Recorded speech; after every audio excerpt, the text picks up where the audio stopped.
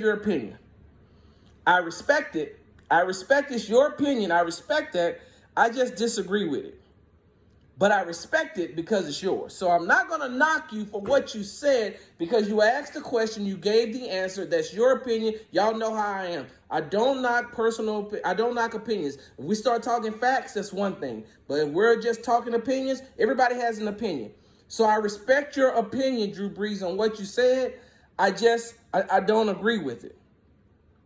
Here's the thing, though. I don't know why y'all are surprised. Y'all are seeing Drew Brees now like Drew Brees ain't never had no run-ins before. Y'all don't remember when Drew Brees did the Bring Your Bible to School Day video for the Focus on the Family group, that anti-LGBTQ community organization, that organization that says gays and lesbians do not make good parents? Y'all remember that? Y'all remember last year in 2019, Drew Brees had to come out and defend the video that he made for the Focus on the Family group? Y'all go up and look that up. Go look up Focus on the Family and go through and read that. You can go through Wikipedia. You can go through all that. Like, Drew Brees is an apologist only when it's time to have an apology. So he had to come out and kind of apologize and fix that last year when he did that video on Bring Your Bible to School Day.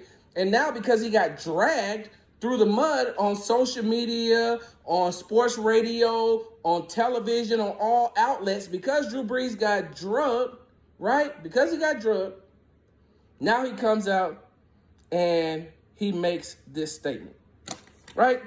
Drew Brees, let me tell you where you and I differ, because, I just got off of the Sports Business Podcast, and I'm going to say this. Drew, I understand because of the high school you went to, you're an elitist. You are an elitist. You went to Austin Westlake, who has been having racial issues since 1989.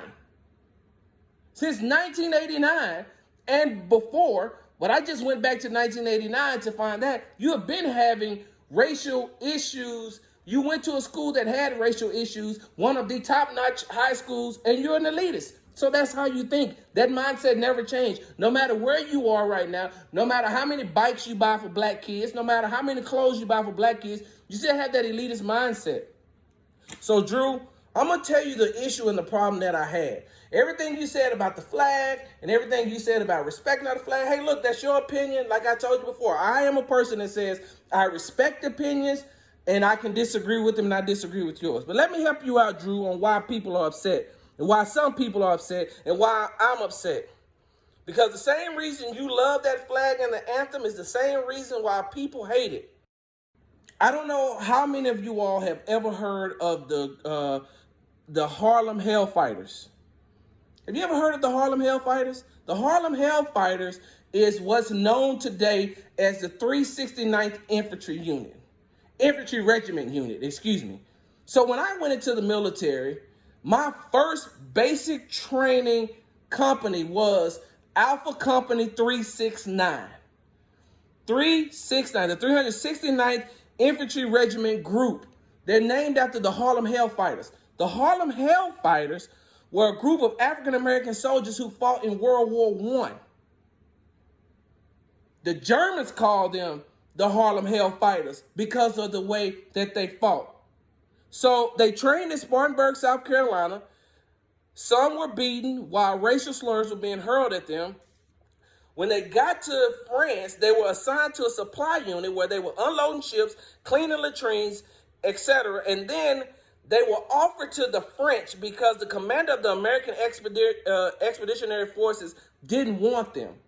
So the Harlem Hellfighters, the 369th Infantry Regiment, a group of African-American soldiers during World War I, was given to the French because the commander of the AEF didn't want them. And to make the president happy and to make the people in France happy, he said, here you go, take these N-words. You can have them. Go ahead. You can have them. Go on over there. Y'all go on over there and fight with the French. You know what they did? They went over there and they kicked butt. For 191 days, they kicked butt. Them Harlem Hellfighters kicked ass. Excuse my vernacular, but I'm going to say it anyway. They were awarded the highest medal you can receive in the French army for valor. They were given the highest award from the French for valor because of what they did and the amount of people that they killed during World War I to defend the French army, to defend the United States. Like, they went over there and they put boots to the butt. You know who was the Harlem Hellfighters, Drew Brees? People who fought in World War II. African Americans who fought in World War II. African Americans who fought in the Vietnam War. African Americans who fought in the Korean War. African Americans who fought in Iraq. African Americans who fought in Afghanistan. The other day, I don't know if you've seen this or not. Maybe the friend of my show, The Morning Edge, Governor Abbott, can share it with you. When I said, when we look at these incidents and we see African Americans on the pavement dying at the hands of law enforcement officials, and they scream out, "I can't breathe," because they're either being choked out or they got a knee that's on their neck cutting off the air supply. I said, America does that to us. America chokes us out. We can't breathe. So African-American soldiers coming home from World War II, Vietnam War, Korean War, Iraq, Afghanistan, they can't breathe either, Drew Brees, because they're being choked out. But then you come with your elitist opinion and say, I stand for that flag because my grandfathers, my two grandfathers. Well, guess what? There's a lot of African-Americans right now with grandfathers, with great-grandfathers, with great-great-great-grandfathers, with uncles, with big daddies, with people they just knew, who died for that same flag, or who fought for that same flag and was treated like crap when they came back to the United States.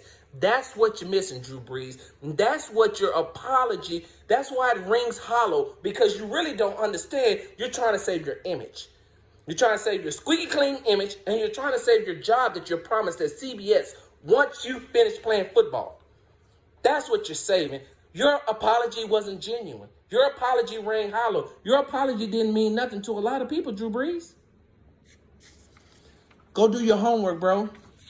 Go look up who the 369th Infantry Regiment was. Go look up who the Harlem Hellfighters was. And look at all the hell that they went through before they even got overseas. And then they went through more hell. And then when they got through fighting overseas and they came back home, they were still going through hell. I'm out.